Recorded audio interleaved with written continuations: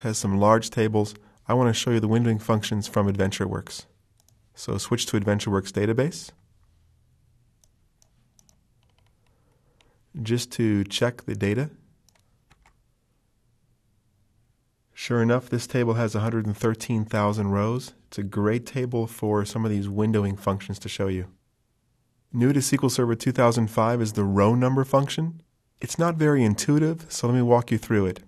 It's row number function, and then you have to say over, and some particular way that we're going to sort to provide the row number. Then this is just a standard alias that I'm using. So to run this and see some row numbers. Now, right away, you're going to probably think that the row number would be great to restrict rows, to work with batches of rows.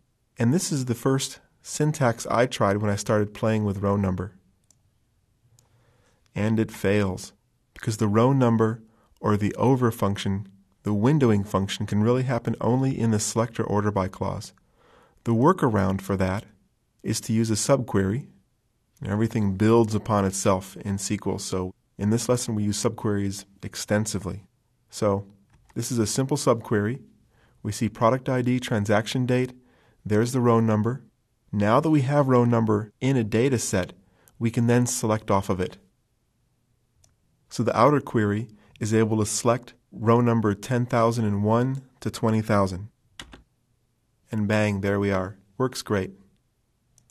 And this little commented out portion of the where clause uses the modulo function to divide it by 5 and look at the remainder. And if there is no remainder, then it must be every fifth row. So a pretty slick way of batching together your rows. This is useful because we used to have only a choice of either set-based to handle all the rows to be updated, for example, in one large set, or a cursor to go through one single row at a time. And for some problems, both extremes were inadequate. So I love this new feature. There's a number of other ranking functions that also work with this over windowing function, besides row number. There's rank, dense rank, end tile. You have to supply a number for end tile. And then rank with a partition. The best way to show you this is just to run it and let you see what it does. Here's row number that we saw before. Here's rank and dense rank. Similar to the top with ties, this shows us 1, 2, 3, 4. This is the 5th position, and so on. However, dense rank will say these are all tied in first place, then these would all be tied in second place.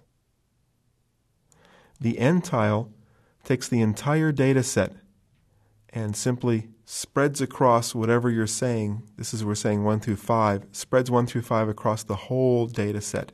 Because of the sort right here, it shows out a little bit differently.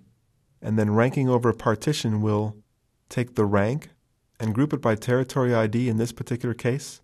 So it's pretty powerful. Let me focus in on the end tile just to show you that. Percentile ranking, and if you forget about percentiles, think about how you were scored back in school. Maybe the ACT test gave you a percentile. It's where one particular item falls in over a percentile of all the items. So this example isn't very meaningful because we're just using customer ID, but you could see where it could be a very powerful tool for reporting, just to go ahead and produce a percentile over all the data. Working with groups of data, working with aggregates, we also typically have to see sample data. A common solution for finding sample data or random data is to select top 1 or top 10, something like that, and then say order by the new ID function, which generates a GUID. That will randomly return a row. But it's very slow over a very large data set. So the table sample is a new option to the from clause, which actually randomly chooses data pages. So in this example, we're looking at the sales order header table and selecting 10,000 rows. But what's really going to happen here is that SQL Server will say, for 10,000 rows, I probably need, about 3 data pages, as my guess, and it'll then return all the data from the 3 data pages. And if you watch down here in the lower right-hand corner the number of rows returned, I'll execute this several times and you'll see that when it randomly selects those pages, we get back different numbers. So there's 8,000 rows, 5,000, 13,000, 10,000, 11,000. This is not a bug at all, because we're not saying we want exactly 10,000 rows. We're not saying top 10,000. We're saying table sample about 10,000 rows, and it's going to go get the data pages for those 10,000 rows. Then there's also a percent variation of the same function.